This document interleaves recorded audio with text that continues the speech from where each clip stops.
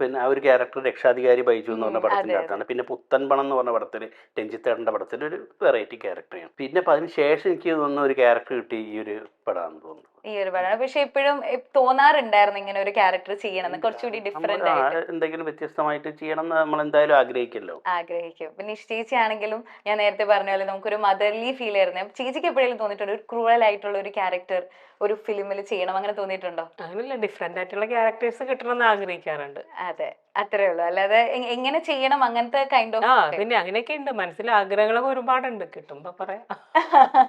കിട്ടി കഴിയുമ്പോ പറയാം അല്ലേ?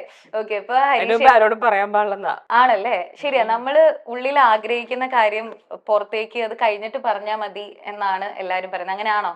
നിങ്ങളൊക്കെ സീരിയസ് ആണ്, നിങ്ങൾ ഞങ്ങൾക്ക് പറഞ്ഞു തരാണ് വേണ്ടത്. നിങ്ങൾ അങ്ങനെയാണ് നമ്മൾ ആഗ്രഹം നമ്മൾ ഉള്ളിൽ ഇരുന്നിട്ട് ആഗ്രഹിക്കുമ്പോഴല്ലേ കിട്ടണം. അത് ആരോടും പറയാതെ പറയേണ്ട ആൾക്കാരോട് നമ്മൾ പറയുന്ന ദൈവത്തിന്റെ അടുത്ത് മാത്രം പറയാം. അതാണ് പറയേണ്ട ആൾക്കാരോട് എന്ന് പറഞ്ഞാൽ ദൈവമാണല്ലോ. ദൈവമാണ് തീർച്ചയായിട്ടും.